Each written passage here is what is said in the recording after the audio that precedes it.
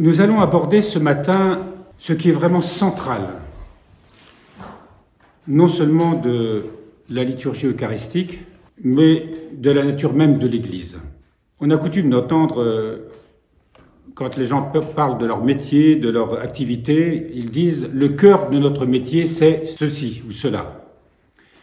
Et on peut dire que le cœur de notre foi, c'est ce que nous allons aborder ce matin et que le Père Alexandre a intitulé « le sacrement de l'unité ». Le sacrement de l'unité, il est exprimé dans toutes les liturgies par le baiser de paix. Notre formule à nous, c'est « Ô Dieu, pour qui le plus haut sacrifice est un esprit de concorde et une conscience apaisée et pure, donne à tes serviteurs la joie d'une paix véritable, et le célébrant, bénis, donne la paix qui vient du Christ, bien sûr, que la paix du Seigneur soit toujours avec vous. » Et tout le monde répond « et avec ton esprit », selon la formule habituelle, et le diacre annonce cette monition « Ici et maintenant, faisons tous la paix, saluons-nous d'un saint baiser ». Dans la liturgie de Saint Jean Chrysostome, il y a une formule qui dit « Nous nous embrassons tous les uns les autres ». En fait, dans l'actuelle liturgie byzantine, le baiser ne se donne qu'à l'intérieur entre le prêtre et les diacres. Mais c'est une coutume qui a été perdue dans l'histoire. Aujourd'hui, les fidèles ne se donnent plus le baiser de paix. Mais c'est encore le cas chez les Nestoriens, chez les Coptes, les Arméniens. Donc c'est une pratique qui s'est maintenue, et évidemment, dans notre liturgie et dans la liturgie romaine, le rite après Vatican II, il y a eu une restauration où les gens se serrent la main, enfin plus maintenant, parce que maintenant il faut plus se toucher. Et ça, c'est un aspect justement de la liturgie qui est, nous allons le voir, très important. Se donner un saint baiser, comme on disait autrefois. Et comme il est dit dans l'annonce, « Ô Dieu, pour qui le plus haut sacrifice est un esprit de concorde et une conscience apaisée et pure. » Le plus haut sacrifice est un esprit de concorde et une conscience apaisée et pure. Je me souviens d'un de nos prêtres en Angleterre qui disait « Mais cette formule-là, j'ai du mal à la dire parce que quand même le plus haut sacrifice, c'est le sacrifice du Christ. » Oui, c'est vrai, c'est vraiment le sacrifice du Christ, mais qu'est-ce qui fait que cette formule qui nous dit que le plus haut sacrifice est un esprit de concorde et une conscience apaisée et pure, eh bien c'est celui de l'amour. Celui de l'amour, et le Seigneur nous a donné effectivement un commandement nouveau. Ce baiser, pour terminer avec ces coutumes, le baiser de paix fait partie intégrante de la liturgie, évidemment, et on verra que c'est même plus que ça. Et après le baptême, quand il y avait un nouveau baptisé, on embrasse, on donne le baiser de paix au nouveau baptisé. Quand il y avait la consécration même d'un évêque, chaque fidèle venait donner le baiser de paix à l'évêque.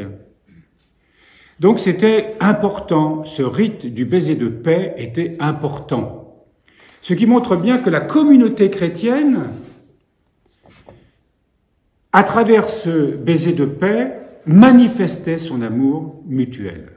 Alors, le Christ nous annonce « Je vous donne un précepte nouveau, un commandement nouveau, aimez-vous les uns les autres », c'est dans Jean 13, 34 ou 35. Mais dans l'Ancien Testament déjà, dans le Deutéronome,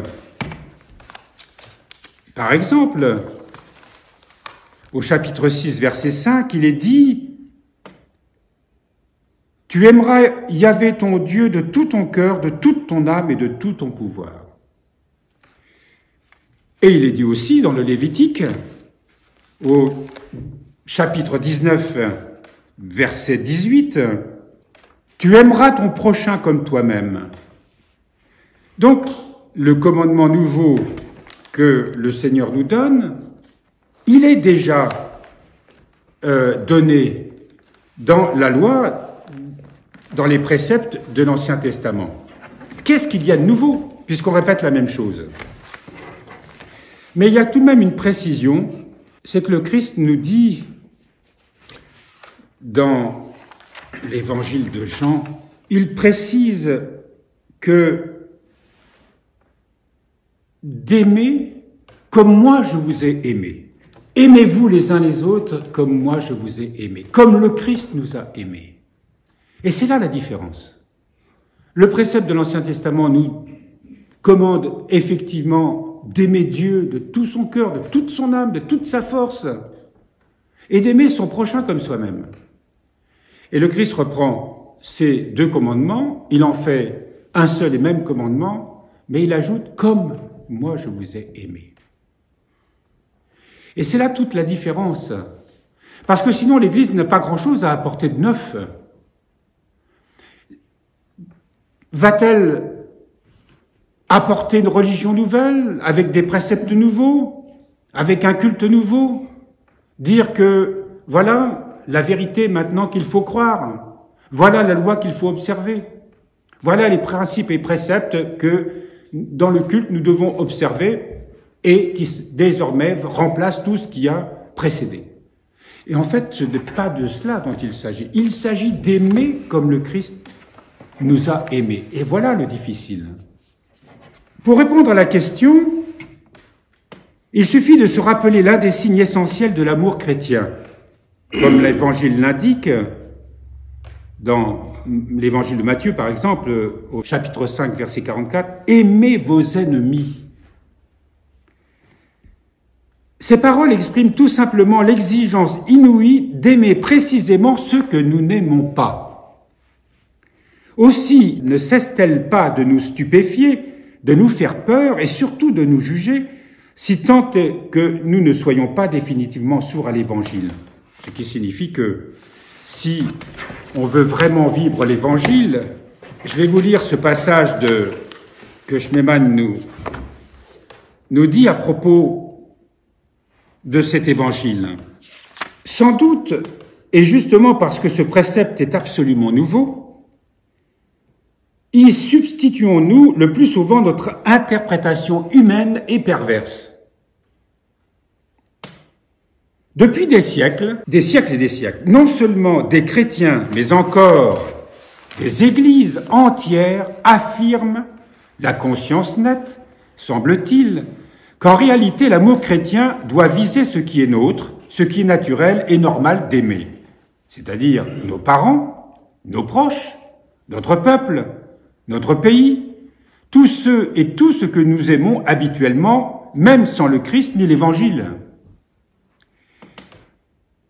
Nous ne remarquons plus, par exemple, que dans l'orthodoxie, religieusement colorée et justifiée, c'est un orthodoxe qui parle, que le nationalisme est depuis longtemps devenu une hérésie réelle qui affecte la conscience ecclésiale, qui a lamentablement divisé l'Orient orthodoxe et qui marque d'hypocrisie et de mensonge nos déclarations emphatiques sur la vérité universelle de l'orthodoxie.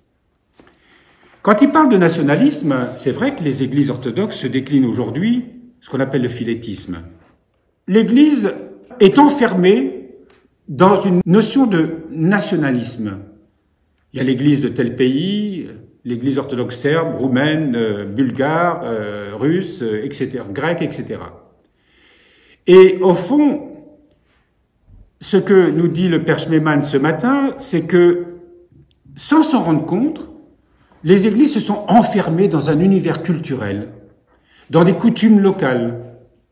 Alors, il y a évidemment une unité quant à la foi, mais finalement, on ne voit pas ce véritable sens qui est celui d'aimer celui qui est différent de nous, celui qui peut être notre ennemi, notre adversaire. Lui, il y voit dans tout cela une sorte d'enfermement sur soi. Nous avons oublié qu'à propos de cet amour rien que naturel, il y a dans l'Évangile d'autres paroles non moins étranges et terribles. Qui aime son père ou sa mère, son fils ou sa fille plus que moi n'est pas digne de moi. Cela est dit dans l'Évangile de Matthieu, chapitre 10, verset 37. Et qui vient à moi sans haïr son père, sa mère, sa femme, ses enfants et ses frères, ne peut être mon disciple. Alors quand le mot haïr n'a pas le même sens, haïr c'est pas rejeter, c'est pas, il y a un sens chrétien là. C'est-à-dire que si vous aimez vos proches plus que Dieu, vous n'aimez pas. Parce qu'on aime quoi? On aime ceux qui vont m'apporter quelque chose, ceux qui appartiennent à mon clan, à ma famille, à mes proches, mes amis, ceux avec qui je me sens en affinité, mais c'est pas aimer ça. C'est aimer au sens naturel, certes, mais ce n'est pas l'amour du Christ. Difficile ensuite d'aimer celui que naturellement je n'aime pas. Celui dont on dit, parfois on entend dire, il n'a pas de bonne vibration. Je le sens, il est négatif. Ou je lui taille un costard psychologique en lui disant, voilà, il a tel et tel tard, quoi. Je le sens pas. Et donc cela, on est dans une attitude qui n'est évidemment pas du tout celle de l'amour du Christ, mais c'est quand même comme ça que nous fonctionnons. Et c'est intéressant quand même de s'interroger. Voyez même dans notre communauté, nous allons vers ceux avec qui on a plus facilement des affinités. Je ne dis pas qu'on forme véritablement de clans, parce que quand on devient un clan, c'est là qu'il y a un danger d'éclatement pour la communauté. Mais c'est vrai que nous allons plus facilement vers des gens, culturellement, où nous sentons des affinités, des atomes crochus, comme on dit. Et puis, il y a les autres. Il y a ceux qui, par leur attitude, leur histoire, leur profil psychologique, etc., ben voilà, j'essaye de faire bonne figure, de faire un petit effort, mais c'est finalement, est-ce que je demande à Dieu de l'aimer au point vraiment de donner ma vie pour lui? Là est l'enjeu, véritablement, de ce qu'est une vraie vie chrétienne. Et là, Schmemann, ce qu'il est en train de nous dire, c'est que dans les églises orthodoxes, c'est comme ça que ça se passe. Vous allez voir, il va plus loin. Si venir au Christ signifie accomplir ses préceptes, il est évident que l'amour chrétien non seulement n'est pas rien que la corroboration, le couronnement et la sanction religieuse de l'amour naturel, mais encore qu'il s'en distingue radicalement et même qu'il s'y oppose. C'est véritablement un amour nouveau dont notre nature et notre monde déchu sont incapables et qui par conséquent y est impossible. Impossible d'un point de vue humain. Alors comment suivre ce commandement?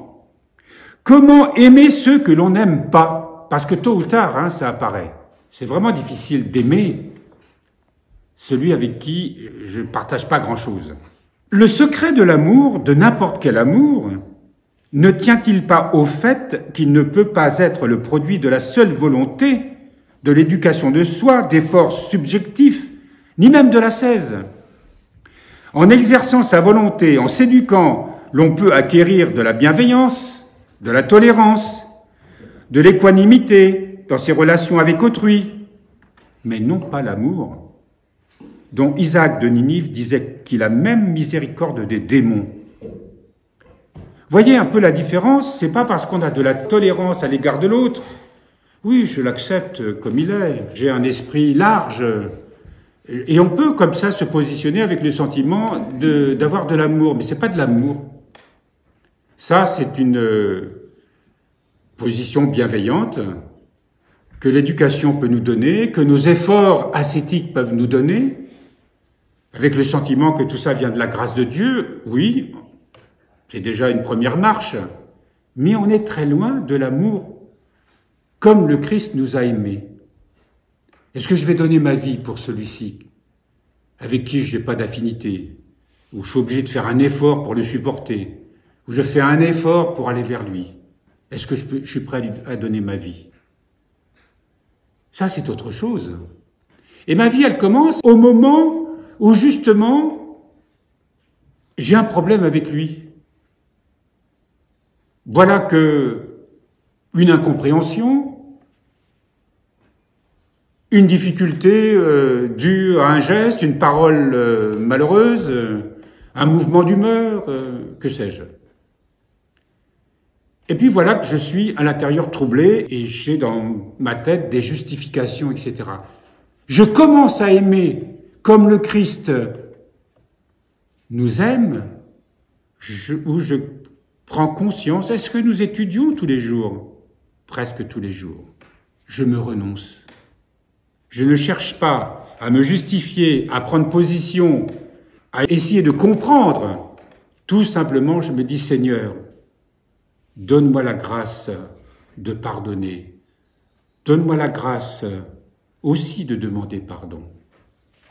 Donne-moi la grâce d'accepter mon frère ou ma sœur, ou cet étranger, mais qui est mon frère ou ma sœur, tel qu'il est, même s'il m'agresse.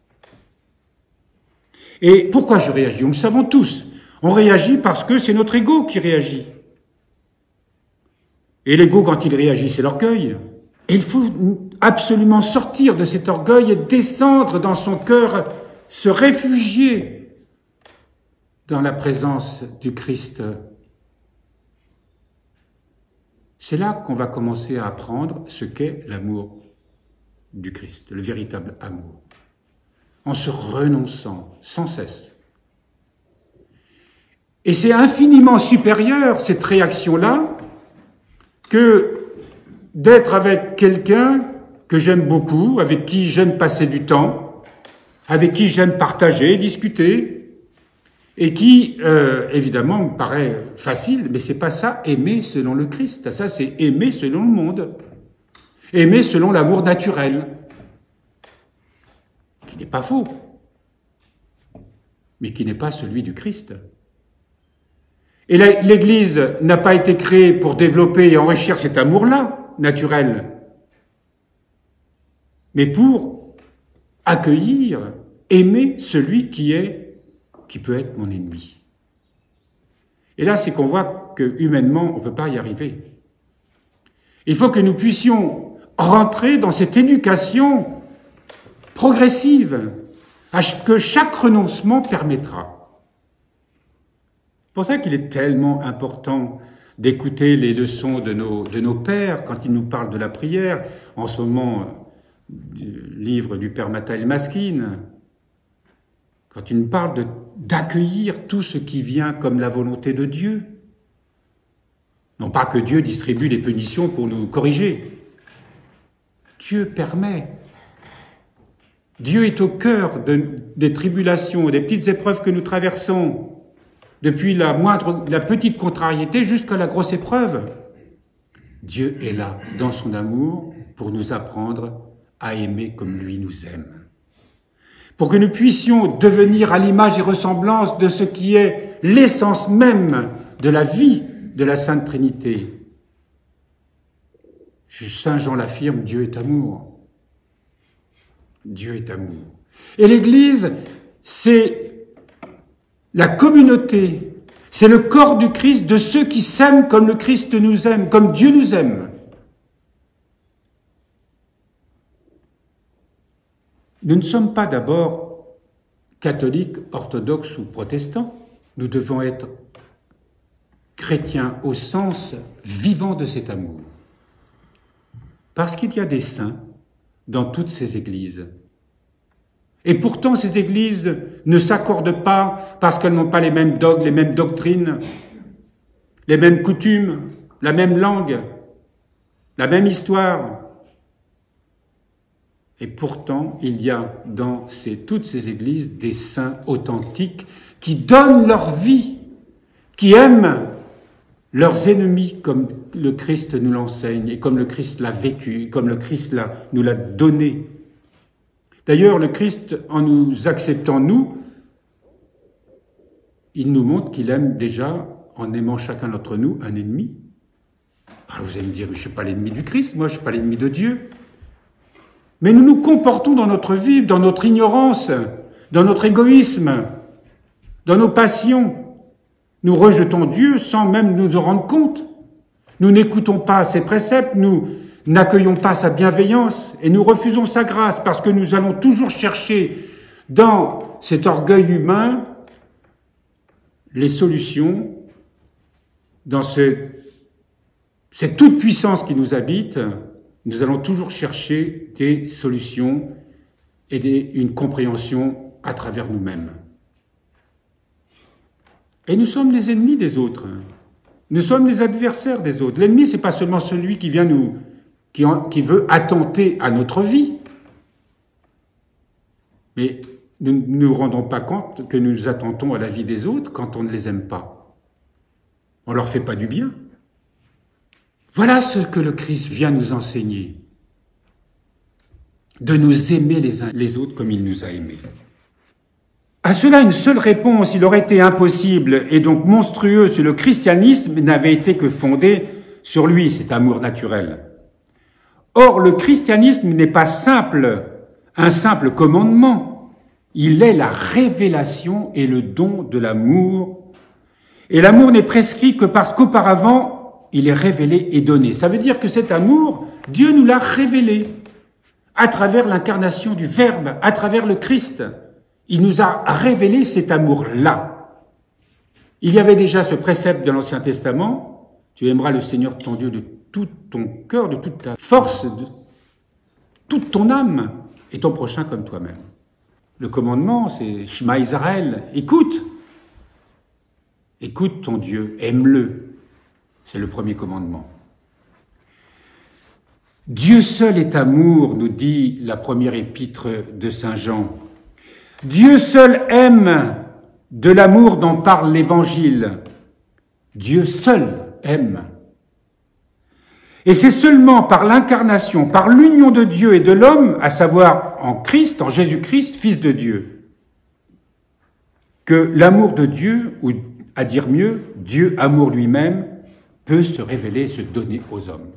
C'est-à-dire que c'est dans cette union avec lui que cet amour nous sera révélé. C'est pour ça qu'on parle de révélation, qu'on parle de quelque chose que le monde ne peut pas connaître. Quand on parle de l'amour, et Dieu sait qu'il y a de magnifiques poèmes quand on parle de l'amour. L'amour d'un être aimé, très cher. L'amour de la nature. L'amour d'un animal de compagnie. L'amour de la vie. Et tout cela est beau et grand, mais ce n'est pas encore ce dont on parle ce matin. Dieu vient nous révéler un autre amour.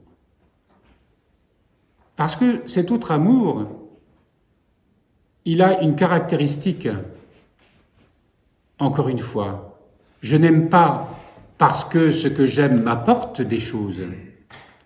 Et je comprends bien qu'il faut que je donne aussi, moi, quelque chose.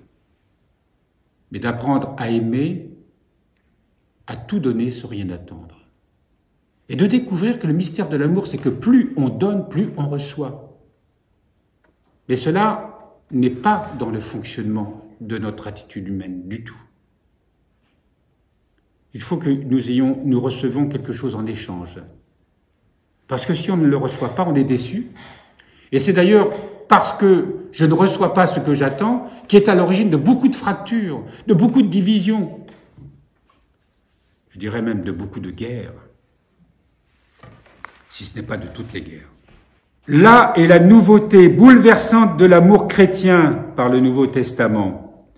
L'homme est appelé à aimer d'amour divin, devenu amour dei humain, c'est-à-dire c'est un humain divinisé, déifié. Amour du Christ. La nouveauté tient non pas au précepte, mais à la possibilité de le suivre. Un précepte, on peut en parler de l'amour, bien sûr, comme je vous fais ce matin. Mais comment le vivre, vraiment? Et là, on se rend compte que si on demande vraiment au Seigneur de vivre cet amour, eh bien, on se rend compte à quel point notre nature s'y oppose, elle qui ne comprend que l'amour naturel.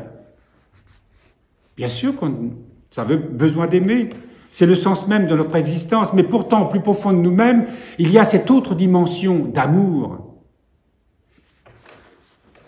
Cet autre amour. Unis au Christ, nous recevons son amour et nous pouvons avoir cet amour-là et y croître. L'amour de Dieu s'est répandu dans nos cœurs par l'Esprit Saint qui nous a été donné, nous rappelle saint Paul dans l'Épître aux Romains au chapitre 5. L'amour de Dieu s'est répandu dans nos cœurs par l'Esprit Saint qui nous a été donné. C'est une belle expression, ça, l'amour de Dieu s'est répandu dans nos cœurs. Lorsque, comme je vous le disais tout à l'heure, je suis en opposition avec mon frère ou ma sœur, ou avec tel événement, ou avec moi-même, me voilà plongé dans le trouble. Je me réfugie dans le Seigneur. Je ne cherche pas à vouloir résoudre les choses par moi-même. Je ne cherche pas à me justifier. Je ne cherche pas à comprendre. Et Seigneur Jésus, aie pitié de moi, pauvre pécheur. Et en rentrant dans notre cœur, nous entrons dans la présence. Et voilà que le Seigneur, déjà, répand son amour dans notre cœur. Ça commence comme ça, tout simplement. Ça commence tout simplement, et pourtant j'ai le sentiment de ne rien sentir. Je suis là à ramer avec ma pauvre prière, en suppliant le Seigneur de m'apporter sa paix, la paix que j'ai perdue. Il y a une condition toutefois, comme nos pères nous le précisent, c'est d'accepter d'avoir ce trouble, d'accepter de souffrir d'une situation. Et d'ailleurs, on découvre très vite qu'en l'acceptant et en la déposant dans sa prière, dans le cœur de Dieu, alors cette souffrance devient légère, cette croix devient légère. Mais si je lutte contre elle et que je prie pour que le Seigneur m'en débarrasse, alors ça ne va pas marcher du tout. Il n'y aura pas de transformation possible. Dieu ne pourra pas déposer son amour dans notre cœur. Donc nous ne pourrons pas être éduqués par cet amour, puisque je veux me débarrasser de l'autre en quelque sorte. Et vous savez, on a des artifices terribles pour se justifier. Non, j'accepte de constater que je n'aime pas l'autre, que je ne peux pas le supporter, que je suis dans le trouble et je voudrais bien m'en débarrasser et je prie le Seigneur pour qu'il m'en débarrasse. Ça ne marchera pas. Au contraire, j'accueille, parce que je reconnais là que je ne sais pas aimer. Je me base uniquement sur mon amour naturel. Or, il se trouve que mon amour naturel, eh bien, dans cette circonstance-là, avec cette personne-là, où je ne sais pas, je ne peux pas l'aimer. Et je vais donc aller me réfugier dans le Seigneur, dans cette prière humble, que la prière du cœur résume bien d'ailleurs, mais toutes les prières résument cela. Et là, dans cette acceptation, cette croix que j'accepte de porter, ce Seigneur qui m'invite à porter le joug avec moi, comme il le dit si bien, son amour se répand dans notre cœur. Et voilà que quelque chose change en nous, parce que je vais découvrir que, soudain, peu à peu, je vais quitter ce trouble, et que cette grâce de Dieu m'aidera à accepter l'autre comme il est. Alors évidemment, ça ne va pas se faire en 5 minutes, ça ne va pas se faire en une journée, peut-être pas en une semaine. Mais très rapidement, le Seigneur nous donnera la grâce de retrouver la paix. Et comme je dois vivre avec les autres tout le temps, et surtout avec cette personne-là tout le temps, eh bien, je vais certainement retrouver des difficultés avec. Et peut-être que je vais continuer d'avoir des a priori à son égard, parce que je sais que ce sera difficile de vivre avec lui, parce qu'il y a quelque chose qui fait que nos caractères, comme on dit, s'accordent mal. Mais derrière ce caractère, c'est nos égos, nos égoïsmes, notre orgueil. Et chaque fois que ça se représentera, nous referons exactement ce même chemin. Et d'ailleurs, dans la prière, est-ce que c'est pas ça que nous demandons à chaque fois? De jour comme de nuit, prier sans cesse, comme nous invite le pèlerin russe, tiré évidemment de l'Évangile, prier sans cesse. C'est sans cesse de s'unir au Christ pour qu'il nous enseigne cet amour, que nous nous détachions du monde, de l'esprit du monde, Et le Christ nous enjoint de demeurer en lui et dans son amour. Demeurez en moi comme je demeure en vous. Demeurez en moi comme je demeure en vous. De même que le sarment, s'il ne demeure pas sur la vigne, ne peut de lui-même produire du fruit. Ainsi, vous non plus, si vous ne demeurez en moi, celui qui demeure en moi et en qui je demeure, celui-là produira du fruit en abondance, car en dehors de moi, vous ne pouvez rien faire. Demeurez en mon amour, nous dit l'évangile de Jean, qui rapporte ces paroles du Christ au chapitre 15. C'est le chapitre qu'on intitule « La vigne véritable ». Et pourquoi on est unis au Christ comme le sarment sur la vigne? Justement pour que nous puissions recevoir cet amour.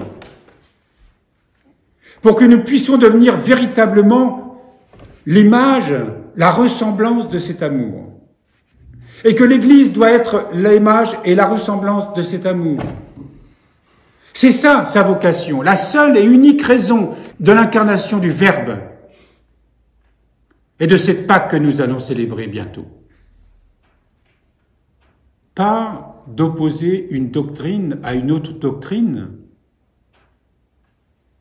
Ici, de dire le pape, c'est le vicaire du Christ, et que celui qui n'est pas en communion avec le vicaire du Christ ne peut pas être en communion avec le Christ. Ou de l'orthodoxie, nous avons la plénitude de l'Esprit Saint, et parce que nous avons la plénitude de l'Esprit Saint, vous ne pouvez pas être dans la vérité. Ou encore, nos frères protestants diront, voilà, la fidélité à la lecture des Saintes Écritures. Et voilà que nous sommes divisés parce que tout simplement, nous ne pouvons pas nous aimer. Parce que, au nom de la canonicité, au nom de telle ou telle vérité, c'est tellement facile d'étaler ça et de rejeter celui que je ne vais pas aimer parce qu'il ne me ressemble pas. Et voilà pourquoi l'Église est divisée. Et c'est tragique, même si l'Église, à travers les saints qui la composent, les Églises ont continué, par la grâce de Dieu, à chanter ce que véritablement doit être l'amour de Dieu. Demeurer en Christ, c'est être et vivre dans l'Église qui est la vie du Christ, conférée aux hommes, et qui par conséquent vit de l'amour du Christ, et demeure dans son amour. Cet amour est le principe, le contenu et la fin de la vie de l'Église. C'est intéressant ce qu'il nous dit.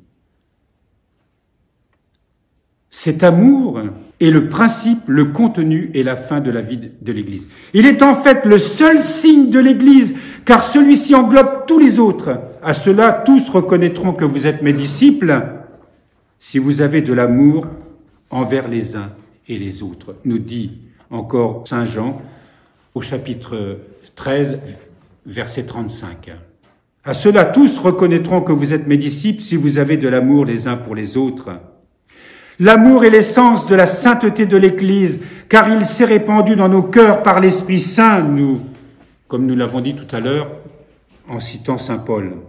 Il est l'essence de l'unité de l'Église qui se construit dans cet amour. Celle, enfin, de l'apostolat et de la catholicité de l'Église. C'est ce qui fait que partout, quand on parle de catholicité, quand on parle d'orthodoxie, quand on parle d'unité, eh bien, c'est justement par cette réalité de l'amour en elle. C'est ça qui fait l'unité de l'Église. C'est pourquoi, quand je parlerai en langue, il cite là saint Paul, je vais vous lire d'ailleurs ce passage, c'est dans la première épître aux Corinthiens, chapitre 13, cette fameuse image du corps, aspirez au don supérieur, et je vais encore vous montrer une voie qui les dépasse tous. Quand je parlerai les langues des hommes et des anges, si je n'ai pas la charité, donc la charité c'est l'amour en acte, c'est l'amour vivant, si je n'ai pas la charité, je ne suis plus qu'airain qui sonne ou cymbale qui retentit, quand j'aurai le don de prophétie et que je connaîtrai tous les mystères et toute la science, quand j'aurai la plénitude de la foi, une foi à transporter des montagnes, si je n'ai pas la charité, je ne suis rien. Combien je m'affirmerai en tant que catholique, orthodoxe ou protestant, si je n'ai pas la charité, je ne suis rien. Quand je distribuerai tous mes biens en aumône, quand je livrerai mon corps aux flammes, si je n'ai pas la charité, cela ne me sert de rien. La charité est longanime, la charité est serviable, elle n'est pas envieuse, la charité ne fanfaronne pas, ne se gonfle pas. Elle ne fait rien d'inconvenant, ne cherche pas son intérêt, ne cherche pas à défendre son Église, ne cherche pas à défendre sa doctrine, ne cherche pas à défendre la foi, parce que la charité est pur don de soi. Alors je paraphrase un peu, là, c'est pas marqué comme ça dedans. Hein. Elle ne cherche pas son intérêt, ne s'irrite pas, ne tient pas compte du mal, elle ne se réjouit pas de l'injustice, mais elle met sa joie dans la vérité. Elle excuse tout, croit tout, espère tout, supporte tout. La charité ne passe jamais. Les prophéties, elles disparaîtront. Les langues, elles se tairont. La science, quelle qu'elle soit, elle disparaîtra. Car partielle est notre science, partielle aussi notre prophétie, mais quand viendra ce qui est parfait, ce qui est partiel disparaîtra, la seule chose qui restera, parce que c'est la plus grande d'entre elles, c'est la charité, l'amour. Et nous avons besoin de comprendre pourquoi le Seigneur a appelé la petite église celtique en la réveillant, elle qui était endormie depuis si longtemps. J'ai copié aussi là des textes de saint Tugdual. Saint Tugdual qui ne fait que nous renvoyer à tout ce que nous dit aujourd'hui le père Alexandre Schmemann. Il a une méditation en date du 8 juillet 62. Celui qui aime son frère demeure dans la lumière et aucune occasion de chute n'est en lui. Première épître de Saint Jean au chapitre 2. Aimer son frère, voilà l'art des arts. Combien peu aujourd'hui parmi tous ces pseudo-chrétiens aiment leurs frères. Je ne vous lis pas ce qu'il dit à propos de nos frères catholiques parce qu'il est plutôt sévère, mais c'est vrai qu'il a beaucoup souffert quand il est venu ici. Vous imaginez cet homme qui vient ici dans ce marais, dans une Bretagne qui est encore très catholique en 60, dans les années 60, depuis les années 65 où il est installé ici. Et il subit beaucoup d'outrages, d'insultes, de calomnies. Des prêtres qui en chair dénoncent ce fou qui se trouve ici. C'est hérétique. Surtout, ne le fréquentez pas.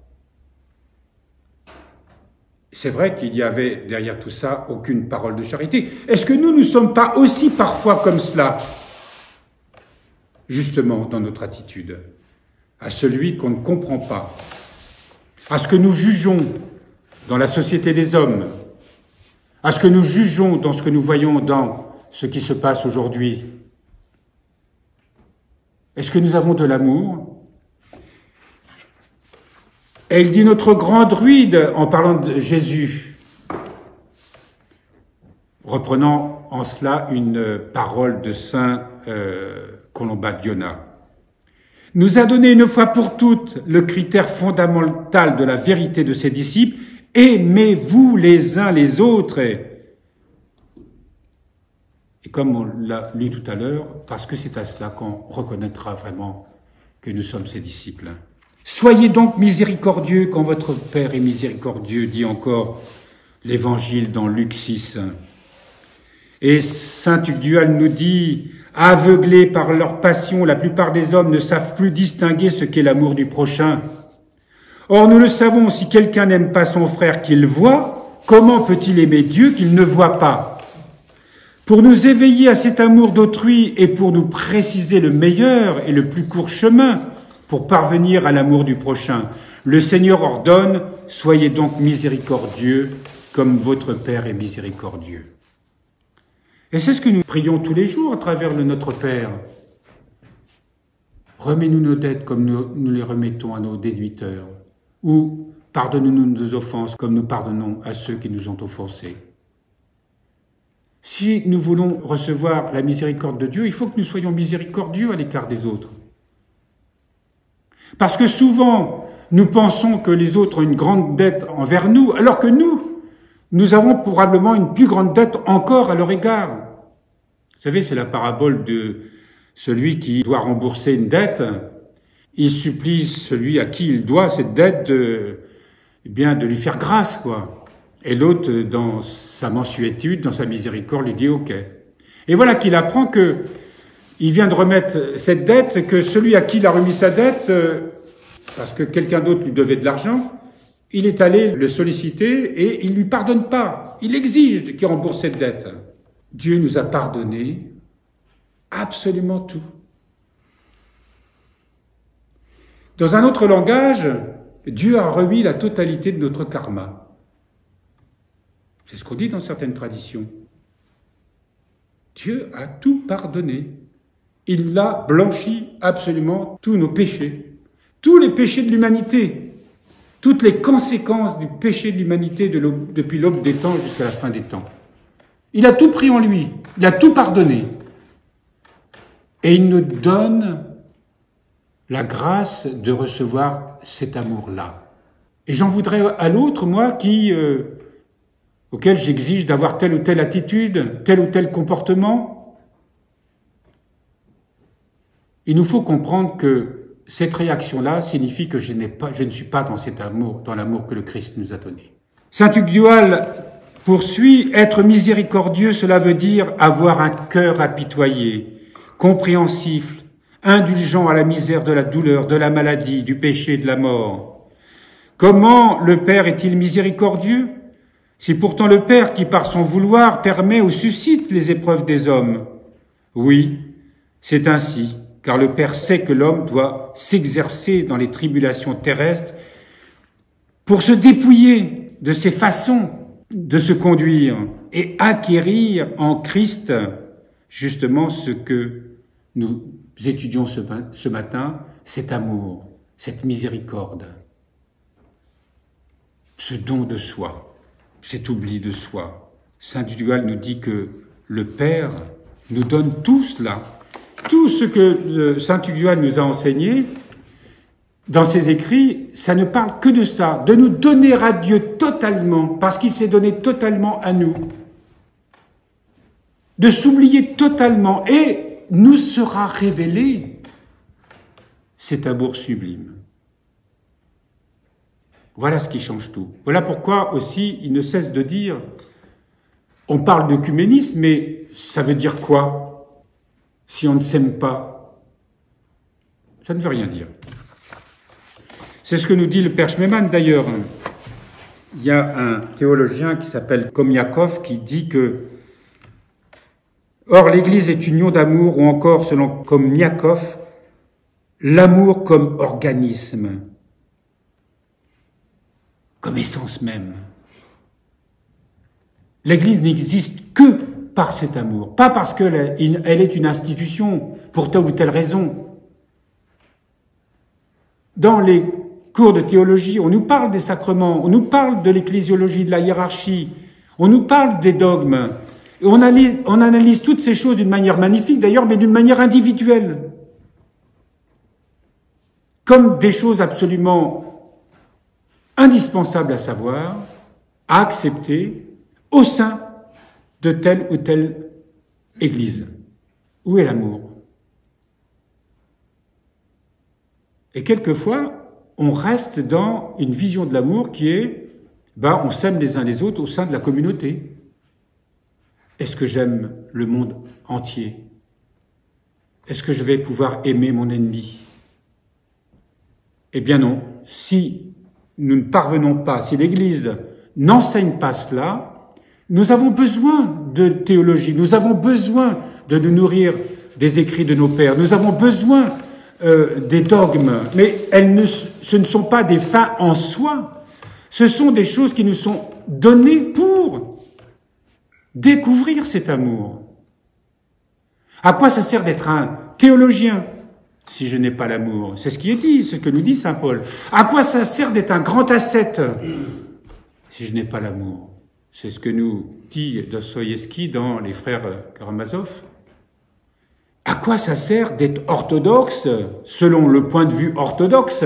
À quoi ça sert d'être catholique selon le point de vue catholique? À quoi ça sert d'être protestant selon le point de vue protestant si je n'ai pas l'amour? Comme nous rappelle saint Paul, je ne suis rien. Qu'il y ait des orthodoxes, qu'il y ait des catholiques, qu'il y ait des protestants, c'est l'histoire. Mais nous ne pourrons jamais être en communion, nous ne pourrons jamais être éclairés par l'Esprit Saint, même sur le plan doctrinal, etc., si nous ne sommes pas dans l'amour. Seul l'amour peut nous réconcilier, seul l'amour peut nous éclairer. On en est encore très loin. Voilà pourquoi le Père Schmemann nous rappelle ce matin, c'est pourquoi, quand je parlerai en langue d'hommes et d'anges, quand j'aurai le don de prophétie, la connaissance de tous les mystères, de toute la science, quand j'aurai une foi totale, de sorte que je puisse transporter des montagnes, si je n'ai pas l'amour, je ne suis rien, etc. Seul l'amour, en effet, procure effectivité, efficacité à tous les signes de l'Église, c'est-à-dire l'unité, la sainteté, l'apostolicité, la catholicité. L'Église est union d'amour. Donc l'assemblée en Église est avant tout un sacrement d'amour. Nous nous rendons au temple pour y trouver l'amour. Celui nouveau du Christ lui-même que nous recevons dans notre unité. Nous y allons pour que cet amour divin, encore et sans cesse, se répande dans nos cœurs. Pour encore et sans cesse revêtir l'amour. Et pour qu'en constituant le corps du Christ, nous puissions demeurer dans son amour et le manifester au nombre. C'est ce que nous dit l'Épître aux Colossiens, chapitre 3, verset 14. Le sacrement de l'Eucharistie, c'est, et à travers ce baiser de paix que nous nous donnons, alors vous vous rendez compte, aujourd'hui on se fait un petit salut comme ça, on ne se touche plus, distance. Ça n'a pas de sens pour nous chrétiens. Voilà que j'embrasse mon frère dans mon cœur. Et c'est pas quelque chose seulement en esprit. Le corps y participe. C'est une réalité.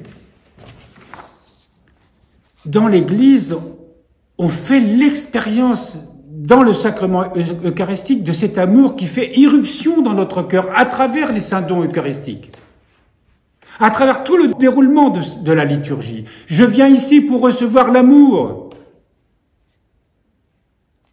Cet amour que le Christ veut nous révéler.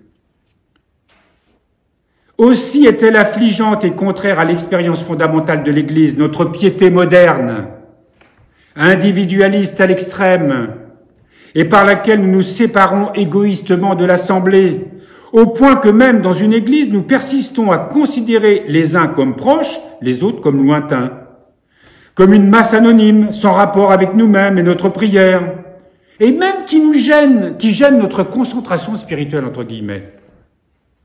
Est-ce que ça nous est pas tous arrivé en disant « Ah ouais, mais moi, je peux pas me concentrer dans la liturgie parce qu'il y en a qui me gênent. » Ou parce que dans la chorale, quand je chante, je peux pas me concentrer. Ou parce que telle ou telle personne, par son comportement, m'empêche de prier. Mais on n'est pas là d'une manière individuelle, nous sommes là pour servir, pour nous donner, pour nous oublier, pour justement faire l'expérience de cet amour. C'est pas une concentration individuelle, ce n'est pas une prière individuelle. Il y a d'autres moments pour ça. C'est pas celle du sacrement eucharistique. N'est-il pas très fréquent que des gens, animés, semble-t-il, des meilleures intentions de spiritualité, entre guillemets, et d'oraison, entre guillemets, déclarent que des assemblées nombreuses leur répugnent. Elles les empêcheraient de prier. Aussi cherchent-ils des églises désertes et sombres, des coins retirés loin de la foule. En effet, pareil recueillement individuel n'est guère praticable dans une assemblée ecclésiale. Seulement le but de celle-ci et de notre participation n'est pas de méditer solitairement. À propos de ce genre de prière individuelle, il est dit dans l'Évangile, quand tu veux prier, entre dans ta chambre la plus retirée et la porte fermée, prie. Matthieu 6, 6. Cela ne signifie-t-il pas que rassembler à une autre fin, ainsi que le terme même l'exprime déjà, par elle l'Église s'accomplit, notre communion avec le Christ et avec son amour qui s'effectue en nous. Donc l'assemblée ecclésiale, on n'est pas là pour prier individuellement. On est là pour être avec les autres, pour nous oublier et nous donner aux autres. Nous sommes là pour dire aux autres, je suis là pour apprendre à t'aimer. Et pendant cette heure et demie, ces 2 heures que nous sommes ensemble, je suis là pour être à l'écoute, d'être rassemblés, nous tous, les uns pour les autres, les uns par les autres, en Christ, pour que nous puissions recevoir son amour et grandir dans l'amour que nous devons les uns aux autres. Voilà la réalité de l'Assemblée eucharistique. Et c'est normal d'être tenté par une prière individuelle. C'est normal quelquefois de se dire « Ah, j'aimerais bien que ça se passe comme ci ou comme ça, parce que pour telle ou telle raison, je ne peux pas le faire. » C'est notre tendance humaine, ça. Mais chaque fois qu'elle va se révéler, c'est de faire parce que l'Esprit Saint nous éclaire, parce que nous en avons, comme ce matin, la connaissance, de se dire non, je suis venu ce matin dans cette liturgie eucharistique pour être rassemblés en un seul corps. Et si nous sommes vraiment le corps du Christ, alors nous sommes vraiment dans cet amour. Je suis là parce que je suis membre, j'appartiens pleinement à cet amour qui est là, qui se manifeste, la liturgie manifeste cet amour, comme elle manifeste la lumière divine, comme elle manifeste la grâce sous toutes ses formes de la vie divine. Et elle se manifeste pour que nous puissions la recevoir, grandir en elle. Et ce qui définit le mieux le corps du Christ, et ce qui définit le mieux la réalité de la liturgie eucharistique, ce qui signifie le mieux l'Église en son essence, c'est l'amour. Comme le Christ nous a aimés, il veut que nous puissions recevoir cet amour et que nous puissions aimer de cet amour, et pas de cet amour naturel qui est notre référence habituelle. Voilà ce que signifie le baiser de paix. Quand nous disons, c'est pour ça que c'est le plus haut sacrifice, parce qu'il faut tout donner, se renoncer absolument à tout, dans un esprit de concorde, une conscience apaisée et pure. Avoir bonne conscience à l'égard des autres, parce que je pardonne, ou parce que je demande pardon, parce que j'ai conscience de ma pauvreté, et parce que humblement je vais vers le Christ, vers Dieu en Christ, pour lui demander la grâce de pouvoir aimer sans condition, inconditionnellement. Aimer inconditionnellement, comme le Christ m'aime inconditionnellement. C'est pas parce que je suis pécheur que le Christ cesse de m'aimer. Au contraire, il ne m'en m'aime que davantage. Parce que j'ai tellement besoin, on a tellement besoin de son amour lorsque nous sommes dans le péché, quand nous sommes éloignés de lui. Et puis aussi, surtout, parce que notre vocation de chrétien, c'est de rayonner cet amour, c'est de le donner au monde. Parce que le monde ne pourra pas changer si j'aime le monde de cet amour naturel. J'aime pas le monde parce qu'il y a ceci ou cela que j'aime dans le monde. J'aime le monde parce que le Christ m'envoie aimer, apporter l'évangile, apporter la bonne nouvelle. L'envoi des disciples, c'est apporter cet amour au monde. Et nous, il nous envoie. Alors déjà, si nous pouvons apprendre à nous aimer au sein de la communauté de cet amour-là, et qu'une communauté devienne vraiment le témoignage de cet amour, alors elle sera comme un flambeau, un phare dans la nuit de cette humanité. Voilà pourquoi le Seigneur a permis à l'humble mais vénérable Église celtique de ressusciter de ses cendres. Voilà pourquoi le Seigneur nous rappelle combien nos pères, nous avons fêté Saint Patrick il n'y a pas si longtemps, nous avons des grands saints comme Saint Colomban, comme Saint Colomba, mais pour aussi d'autres saints que nous célébrons, Saint Foylen, martyr, tous nos saints bretons, et puis Saint François. Saint François qui a été tellement l'image de ce que nous méditons ce matin, de cet amour inconditionnel qu'il a vécu lui-même, lui et ses disciples. Ah, si Saint François avait pu porter, si son ordre, lui qui ne voulait pas un ordre d'ailleurs, mais si tous les frères avaient pu rester unis, et que ce que Saint François a vécu ne devienne pas ce qu'on appelle aujourd'hui le franciscanisme, qui bien sûr a de grandes qualités, a de très belles choses, mais voilà, comme m'a dit gentiment un frère franciscain lors d'une réunion à Rome, en me disant « mais Saint François, c'est catholique. Saint François, il ne peut pas être orthodoxe, il ne peut pas être... » Et je lui ai dit « mais Saint François, c'est l'esprit de Saint François dont je parle. Et l'esprit de Saint François, il appartient à tout le monde.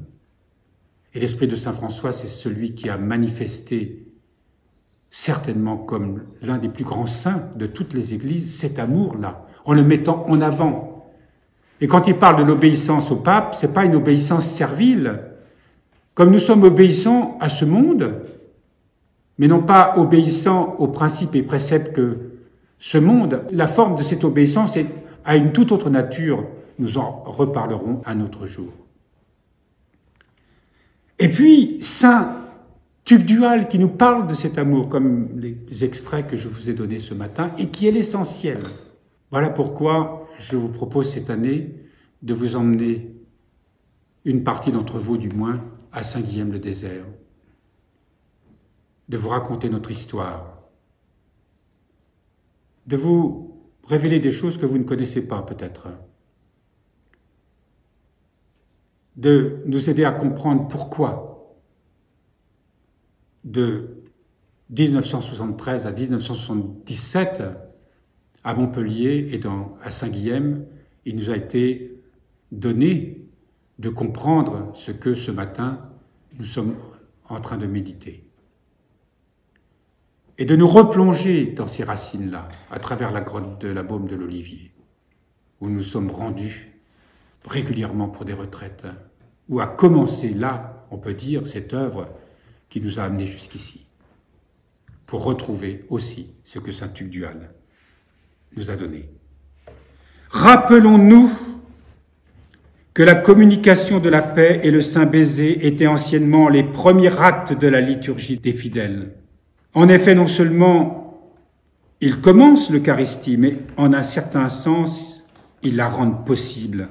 Car elle est le sacrement du Nouveau Testament, cet amour, du royaume de l'amour de Dieu. Aussi est seulement revêtu de cet amour que nous pouvons faire mémoire du Christ, communier avec sa chair et son sang, aspirer au royaume de Dieu et à la vie du siècle à venir. Rechercher l'amour, dit l'apôtre dans la première épître aux Corinthiens, chapitre 14.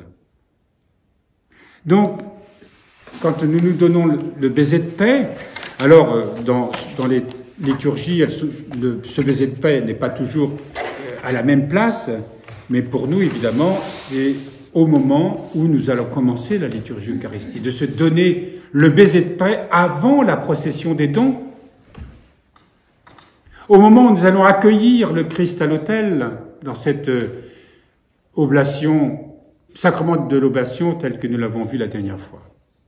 Si on n'a pas s'échange pas le baiser de paix, si je n'ai pas le désir vraiment de recevoir cet amour en pardonnant à mon frère, en désirant aimer mon frère, et même si je sens que je ne peux pas l'aimer, etc., je suis là pour apprendre à l'aimer.